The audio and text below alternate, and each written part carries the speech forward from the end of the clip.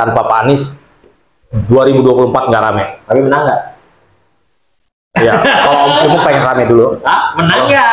Cuma rame nggak menang pasti. Kalau udah capek-capek kampanye nggak menang, mendingan istirahat di rumah. Kalau Om Kimung, karena Om Kimung orang awam, udah diramein aja loh pemilu 2024. Sebelum nonton video ini, tonton dulu video part 1 dulu ya, biar nggak bingung.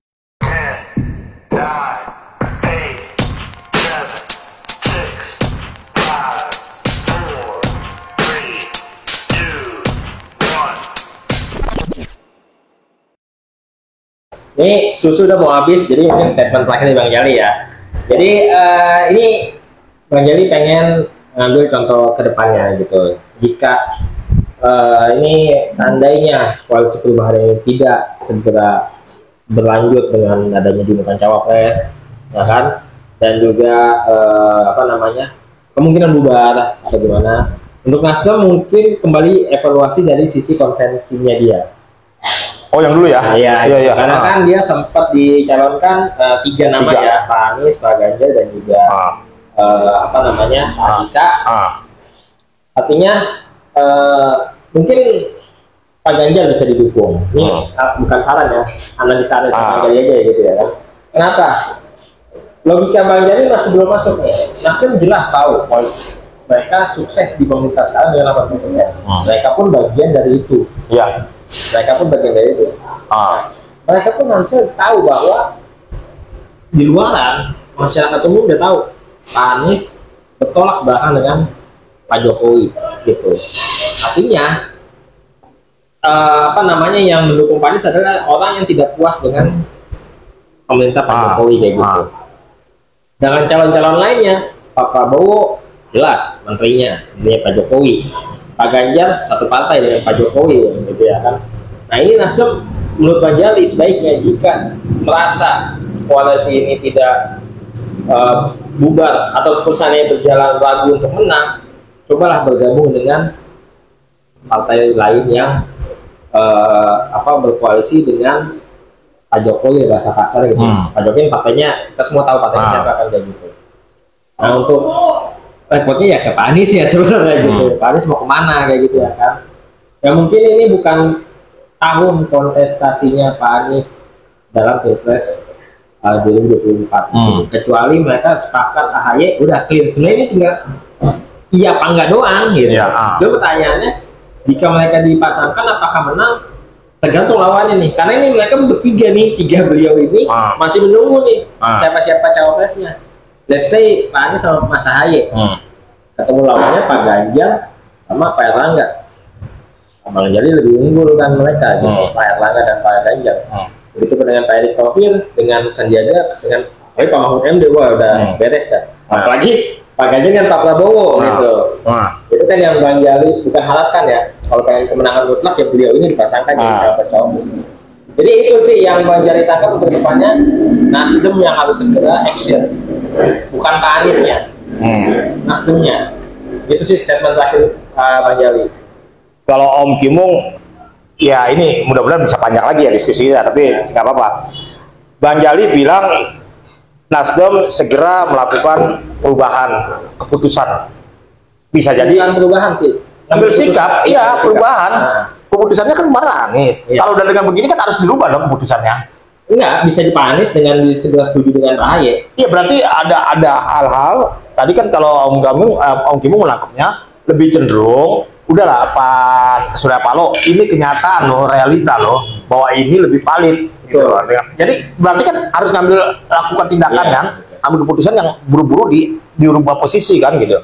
Nah, Bang Jali, pada saat Nasdem sebelum mendeklarasikan Pak Anies, sebelumnya Nasdem dalam keadaan bimbang.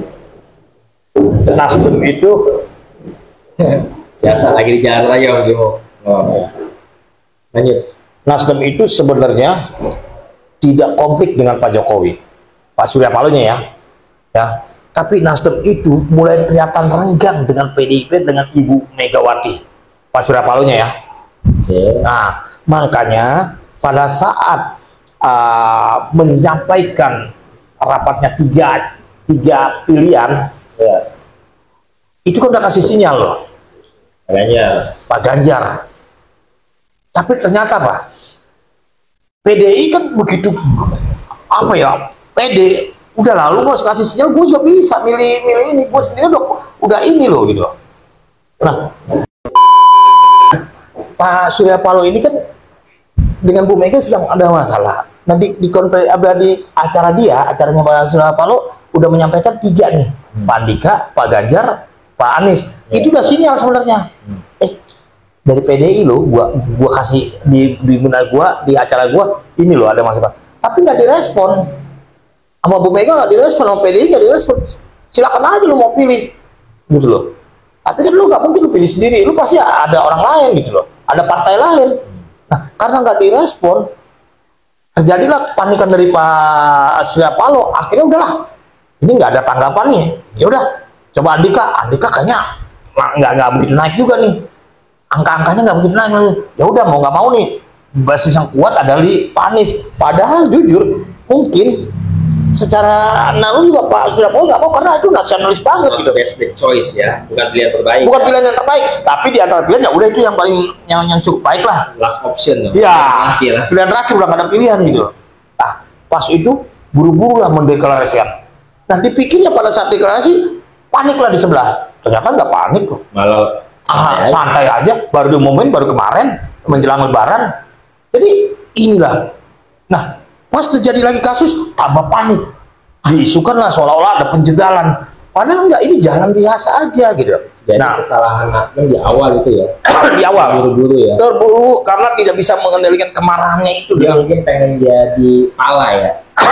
Pala, dia pengen jadi pala langsung. Pengen yang mendeklarasi seakan-akan kayak Pak Jokowi dulu kan dia. Iya, bisa jadi seperti itu. Case-nya pengen niru itu, tapi kan harusnya kalau saya Pak Ganjar mungkin sukses mungkin.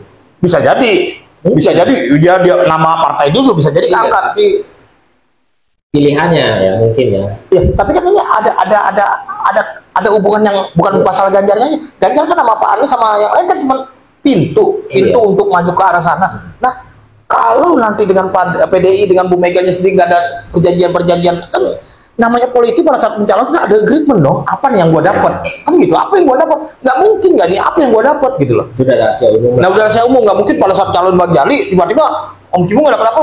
Bagi Bang Cimo. Jangan kan presiden, Om Cimo, anggota RT juga ya. Saja ada agreementnya gitu. Iya seperti itu gitu. Nah, terus pada saat itu terjadi terus berjalan, timbul ini kan. Nah, lagi-lagi yang sempat rame nih, ya kalau menurut Om Kimo ya ini karena ada keretakan dari Bu Mega. Pandangan Om Kimo ya lagi-lagi berbeda pandangan dengan Pak Jali. Ada keretakan Pak Mega dengan Pak Jokowi. Nah, Nasdem sendiri juga sedang panik. Akhirnya Pak Luhut, kalau menurut Om Kimo, kepanjangan tangannya Pak Jokowi disuruh bertemulah dengan Pak Surya Paloh. Kan kemarin sempat bertemu. Terjadi udahlah, lu begini. Dan itu pasti ada nego-nego. Dan itu terus sampai di Oktober 2023 ini nanti sampai daftar ke KPU. Nah, jadi bagi Om Kimo ini masih enak nih kita bicarakan, masih bergulir. Kalau ini nggak panas, kilometer channel udah selesai. Enggak selesai, kan pembahasannya beda. Oh, pembahasannya beda. Iya gitu. Ya tapi kan ini yang lebih enak gitu loh. Oke, kalau kita tarik menurut Om Kimo, masalah koalisi ini salah di awal adalah Nasdem. Ya, tergesa-gesa, tidak buru-buru merapat. Maksudnya ya tarik ulur lah dengan PDI ya. Dengan pencalonan Pak Anies terlalu tergesa-gesa, dan nextnya setelah itu juga langkahnya kayaknya nggak ada yang baik ya menurut Bang Jali ya. Setelah pencalonan Pak Anies, actionnya kayak gitu, apa memang mereka sudah action cuman tidak ada putusan, hingga hari ini akhirnya dipaksa sama Demokrat untuk segera mengumumkan karena kan ada hampir 8 bulan lebih. Iya, jadi gini, posisinya udah aduh kemana lagi ya? Iya, karena kan kenapa Demokrat, alasan Demokrat ya, alasan bahasa depan layar politiknya, segera umumkan cawapres supaya elektabilitasnya Pak Anies naik. Karena dianggap stagnan bahkan turun gitu, ya kan? Apalagi pidato-pidatonya juga sempat blunder kan? Ya gitu. Jadi itu dasarnya bahasa depannya. Bahasa belakangnya kan kalau Demokrat, ayolah, udahlah. Ya, udah nggak ada lagi ya wakil yang mau lu usung kan gitu, bahasa kasarnya. Nah, demo Surya Paloh sendiri, kalau mungkin ya lihat ya, dia harus coba ikuti dulu, bertemu dengan ketua umum PKS dan Pak SBY, bertemu dulu apa nih keinginan mereka nih. Kalau memang harus dipaksakan dengan AHY, gimana nih posisi dia nih sebagai deklaratornya? Kan dia pertama pencetusnya.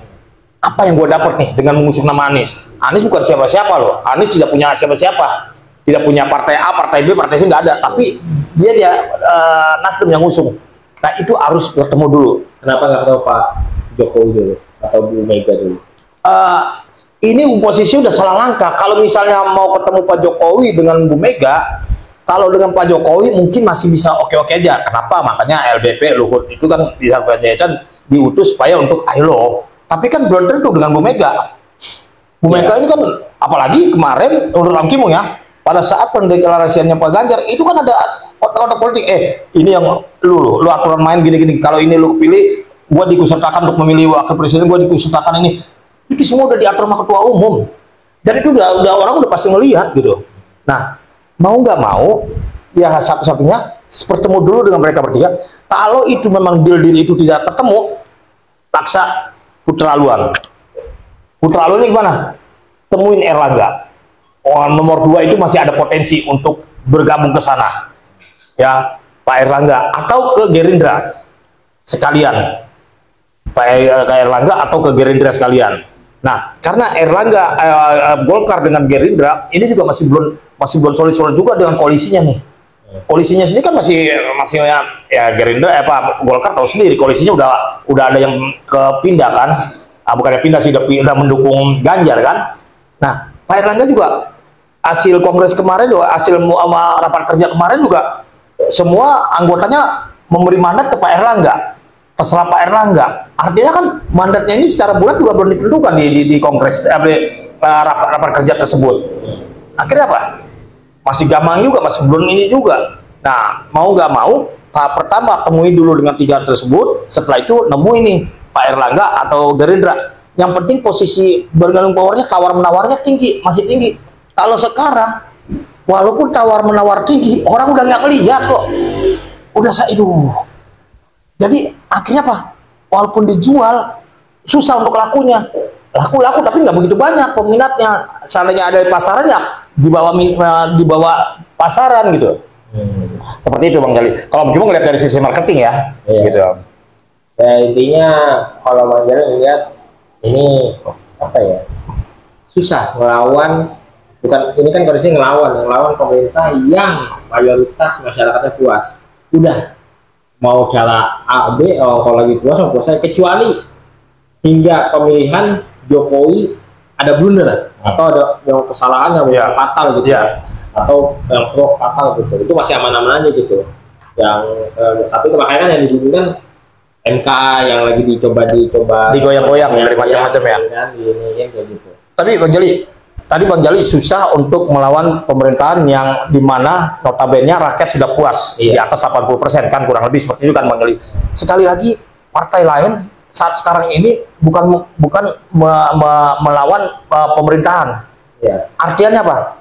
Partai lain mengakui nih, entah PKS, entah Demokrat, makanya kan Demokrat juga mau merapat juga, entah Nasdem mengakui, makanya kan dua petinggi Nasdemnya masih ada di pemerintahan. Dia tidak menarik secara naluri atau batin, dia ngakuin loh. Cuman secara kepartaian ini ada yang tidak suka dengan partai yang udah dianggap udah mayoritas, udah nomor 1. Bukan tidak suka, mereka pengen menang. Iya, makanya bukan tidak. Artinya suka, gitu. Artinya tidak suka ada kebijakan-kebijakannya di luar nalar partai yang lain. Seolah-olah partai yang lain nggak kebagian banget. Maksudnya, lu mau nggak begini? Karena akhirnya dia cuma nggak suka. Aduh, lu terlalu arogan lu, Jal. Nggak begitu-gitu juga lu, Jal, gitu. Tolong dipahamin dulu. Tadi belum kelar Bang Jali gitu. Ya, oke. Kami pahamin dulu. Tadi sampai mana udah lupa lagi. Jadi, kalau untuk bicara pilpres, ini susah tidak mendapat dukungan atau bahasanya endorse dari presiden yang sudah puas. Oke, itu setuju. Ya kan, gitu ya kan.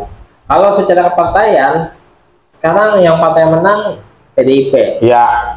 Tapi mereka kan juga sebenarnya open aja, terbuka untuk koalisi. hingga detik ini. Iya. Ya kan? Open, tapi kan? ya terus ya kayak. Ya kan gitu. Tinggal daya tawarnya aja gitu. Selama ini juga di PDIP juga koalisi. Cuma PDIP ini cuman memang orang kalau lagi di atas gimana sih gayanya itu udah umum gitu. Ya kan? Mereka cuma coba mengendalikan permainan gitu. Nah yang di bawah ini yang nggak bisa mengendalikan permainan coba pengen mengendalikan permainan. Contohnya Nasdem pengen menjadi yang pertama, jadi pionir, malah tidak berkembang ya katanya gitu ya kan. Ya yang paling terlihat baik adalah Gerindra yang udah 2 kali ngelawan Pak Jokowi. Ya udah akhirnya gue ikut. Toh suaranya naik, ya. Pak Prabowo naik, ya kan? Mereka tahu sekarang ngapain kita ngelawan orang yang lagi kondisi naik. Ikut aja dulu sekarang ekor nih. Ya.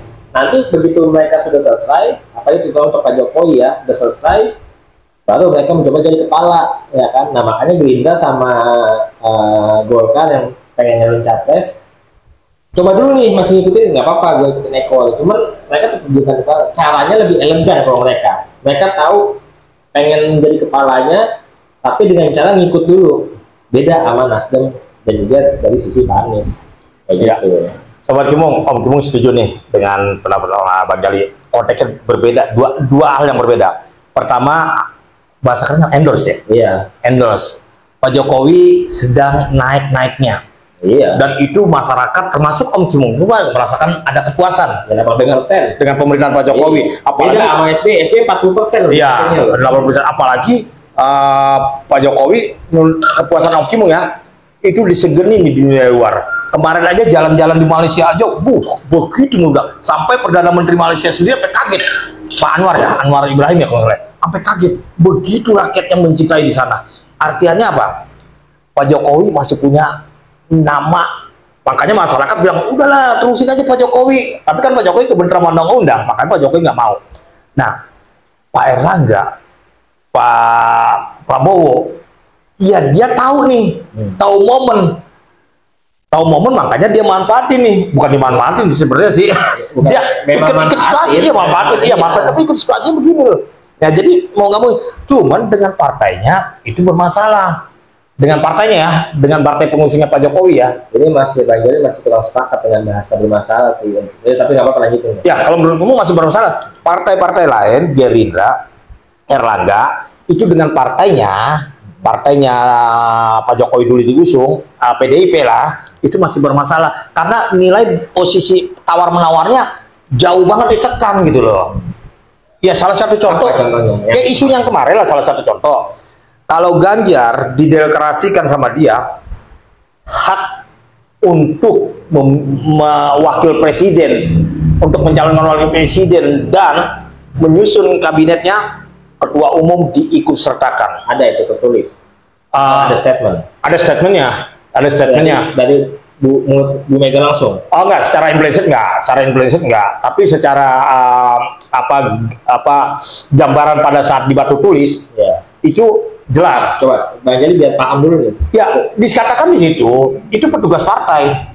Petugas partai kan artinya apa yang dikendaki partai. Kalau kamu lihat begitu, artinya apa? Kalau nanti lu kepilih, nanti calon wakil presidennya atau calon menterinya semua tolong komunikasi dengan saya. Ya. Gitu loh. Soalnya itu udah sempat dijelaskan sama Pak Ganjar di wawancara sama Najwa Shihab soal petugas partai dan kewenangan sebagai capres. Ada. Makanya Bang Jali menanyakan soal ada nggak statement atau perjanjian deal yang tertulis yang tersebar di media? Ya, kalau penjelasan di mata Najwa, ya secara politikus nggak mungkin lah. Yang paling jelas terlihat adalah begini, Bang Jali. Itu tafsir Pak Kimung. Iya. Ya, makanya Bang Jali tanya ada nggak? Ya, yang paling jelas terlihat adalah Pak Jokowi pulang kampung, nggak lama balik lagi. Kenapa? Kan pasti ada tanda tanya. Kalau tahu dalam 1-2 hari mau ini ngapain pulang balik lagi? Mendingan di situ aja stay, kan gitu. Dan itu dadakan.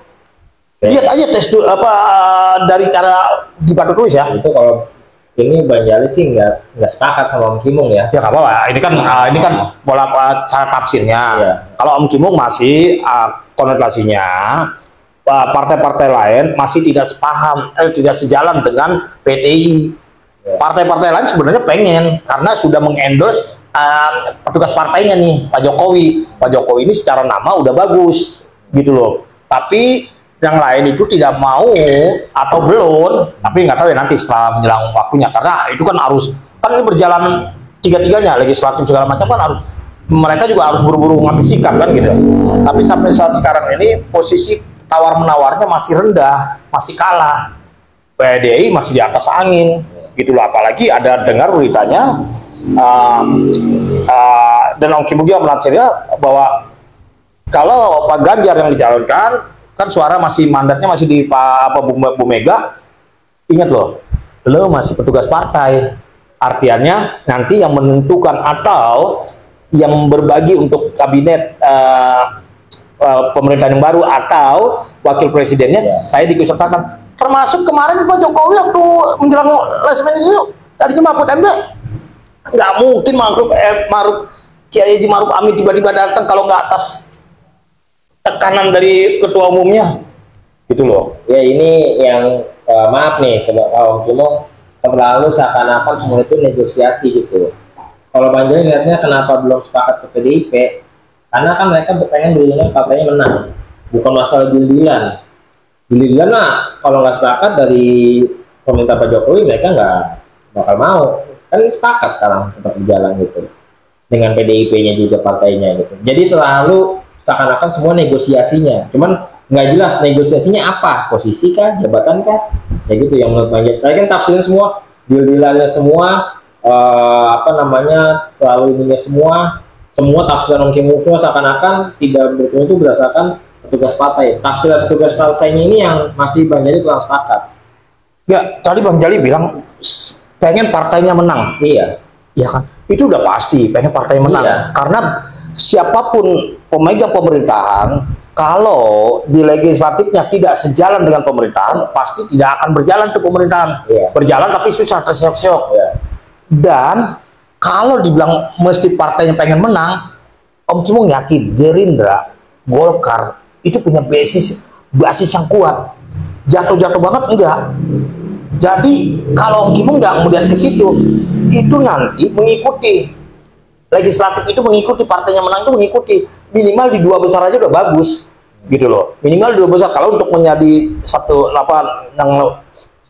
nomor satunya itu rada berat, karena kemarin aja PDI cuma 19% kan, 19, sekian, hampir ke 20% lah. Nah ini yang jadi menurut Om Kim berbeda tafsir dengan Bang Jali ya. Kalau Om Kim masih lihatnya seperti itu. Nah, anggota dewannya pasti ngikut kok. Iya. Gitu loh. Ini jadi yang masih jujur ya Bang Jali kurang serak dengan bahasa negosiasi ketum-ketum itu, karena segitu gampangnya kan menurut Om Kim Pak Ganjar diatur sama Bu Mega. Ya iya dong. Segitu gampangnya. Iyalah. Pak Ganjar ini pasti dia ngikutin apa kata partai. Dia loyalitasnya. Berarti dengan sama Pak Jokowi. Pak Jokowi kan, Pak Jokowi ngikut Bu Mega nggak? Pak Jokowi pada saat dia mau diajukan misalnya, dia pasti ngikut loh. Tapi dalam perjalanan waktu terjadi benturan, tapi tidak akan bertentangan banget dengan Bu Mega. Artinya apa? Tidak konflik besar. Makanya Bu Mega juga termasuk salah satunya sebagai ketua BPIP, terus banyak dikasih jabatan-jabatan yang potensial. Karena apa? Pak Jokowi juga tahu berbalas budi. Nah, Pak Ganjar saat sekarang ini mau nggak mau ngikut, nggak bisa enggak. Berarti alurnya sama dong, berarti nggak ada yang harus dikhawatirkan sebenarnya. Emang nggak ada. Iya gitu. Jadi bukan nego-nego di partai ke ininya. Ini mah cuma masalah persepsinya, maaf ya, Om Kim aja gitu. Bang Jali, ini tadi kan Om Kim bilang adalah masalah partainya. Partainya tidak mau merapat ke PDIP, Golkar segala macam, karena ada pembagian yang belum jelas. Artinya pembagiannya itu tidak ketemu. Karena negara ini jelas, negara ini hanya dikuasai segelintir oligarki, tapi yang paling penting siapa oligarki, siapa yang lebih peduli kepada rakyatnya. Bohong kalau dia nggak punya kepentingan gitu loh. Nah itu yang harus di gitu loh. Mungkin ini udah terlalu panjang nih mungkin mau. Karena takutnya mungkin ini kita udah melebar dari Pak Anies. Terakhir deh statement dari Om Bimo untuk Pak Anies dulu, kita tadi udah terlalu melebar sampai ke PDIP deh. Jadi statement terakhir dari Om Kim, Pak Anies, kalau memang ada tekanan dari Demokrat segera petinggi-petinggi koalisinya, Surya Paloh, terus dari PKS, Ketua UMM PKS, itu mengambil sikap karena kasihan dengan posisi Pak Anies. Karena Pak Anies sendiri tidak bisa apa-apa kalau tiga partai tersebut tidak dalam keadaan yang solid. Satu aja pecah, selesai ya Pak Anies. Nah, kalau sampai itu selesai, yang Ong Kim Mong takutkan adalah isu penjegalan. Padahal tidak dijegal, padahal tidak solidnya itu koalisi. Tapi kan masyarakat yang berkembang saat ini adalah suka dan tidak suka. Jadi kalau sampai ini terjadi, Pak Anies harus secara negarawan mengakui bahwa ini bukan penjegalan, tapi ini karena tidak solidnya partai. Nah, tapi kalau Pak Anies masih ingin terus maju, mau tidak mau, Pak Anies itu coba lobby dari posisi yang lain. Kalau berandai-andai tiga ini Demokrat keluar, siapa sih yang mendekati angka ini? Bisa jadi PKB, Pak Muhaimin. Nah, Pak Muhaimin juga udah kebelet juga tuh pengen jadi wakil presiden. Coba lobby-lobby ke sana. Kalau memang ada bisa naik, oke. Atau ke Golkar, Pak Erlangga. Pertanyaannya mau nggak Pak Erlangga? Karena dia nomor 2 di tingkat posisinya. Nah, artinya apa? Ini Pak Anies harus bisa merapat ke Nasdem, ikuti apa kata Pak Surya Paloh, jangan liar sendiri, jangan bermain sendiri. Bisa jadi mungkin kunjungan ke Pacitan, bisa jadi ya, ini asumsi bisa jadi tanpa sepengetahuan Pak Surya Paloh. Makanya selesai situ ditekan, dan akhirnya Pak Surya Paloh juga sempat kaget, dan kadernya juga sempat berontak juga nih. Apain tekan-tekan, kan gitu. Nah, jadi untuk Pak Anies, kalau masih terus, kalau Om Kim Mong seberapa Anies masih terus bisa maju untuk kompetisi nanti di 2024, karena apa? Tanpa Pak Anies 2024 nggak rame. Tapi menang nggak? Ya, kalau Om Kim Mong pengen rame dulu. Menang nggak? Itu rame nggak lokasi, udah capek kampanye nggak menang, mendingan istirahat di rumah. Kalau Om Kim Mong, karena Om Kim Mong orang awam, udah diramein aja loh pemilu 2024. Yang penting rame dulu, masalah menang itu urusan nanti. Orang itu pengen menang, bukan masalah nanti. Ya, tapi kalau tahu diri masa tidak menang, karena wakilnya belum ketemu, ya udah, angkat koper, pulang balik. Pasti ada negara masih membutuhkan Pak Anies di tempat-tempat lain, pasti, gitu loh. Tapi kalau Om Kim Mong melihatnya, ya udah ikut aja lah, biar rame. Kalau nggak rame nggak enak. Kata ada iklan, nggak ada lu nggak asik gitu. Ya kalau Bang Jali statementnya bukan ke Pak Anies, lebih ke Nasdemnya sih. Jadi Nasdemnya itu menurut Bang Jali udah selangkah di awal. Ya. Sekarang saatnya memperbaiki diri karena kondisinya pun elektabilitas partainya Nasdem pun saat mencalonkan Pak Anies juga tidak naik. Iya. Karena kan diharapkan Nasdem juga pengen masuk ke 3 besar kan targetnya. Stuck ya? Elektabilitasnya stuck ya? Untuk partai ya? Iya, untuk partai. Itu nggak kemana-mana. Coba berpikir apakah evaluasi lagi pemilihan Pak Anies tepat atau enggak, kayak gitu. Atau endorse ke Jokowi? Iya, coba kembali ke ritme awal, di mana dari 2 periode Pak Jokowi dia selalu mendukung Pak Jokowi. Pelajarin lagi apa yang harus dilakukan, karena cobalah tetap berada di jalur kemenangan gitu. Contoh Golkar selalu berada di tim pemenang gitu, gitu. Jadi belum saatnya Nasdem, kecuali dia punya kader sendiri. Ini masalah partai-partai Koalisi Perubahan itu adalah nggak punya kader sendiri. Iya, masalahnya. Dan PDIP lah, maksudnya banyak contoh kader-kader Ganjar. Pilihannya banyak, Ganjar, Bu Risma, siapa lagi? Puan. Iya, banyak. Kan anaknya Pak Jokowi ya bisa ini lagi kan gitu. Jadi tahun ini kita menjadi pendukung. Nah, tahun selanjutnya tuh ciptain lah kader-kader yang kayak gitu. Jadi supaya sekarang Nasdem ini ya lebih baik menurut Bang Jali, jika ingin sukses lagi, bergabung ke koalisi yang puas yang disetujui Pak Jokowi. Merapat ke Pak Jokowi. Ini udah sejam ya? Nangis dong Pak Anies ya. Ya, Pak Anies kan emang nggak bisa ikutan. Ya mungkin Pak Anies mau masuk Nasdem supaya dapat menteri lagi kan. Iya. Oke. Udah sejam, kita berarti bagi 2 aja yang ngomong ya. Iya, bagi 2, bagi 3 juga nggak apa-apa lah, diatur aja. Yang penting konten kali ini kita ngalur ngidul bahasnya, yang paling pasti ada kebimbangan di partai koalisi perubahan. Masalahnya Bang Jali yang edit ini. Oke. Oke, terima kasih. Assalamualaikum warahmatullahi wabarakatuh. Waalaikumsalam warahmatullahi wabarakatuh.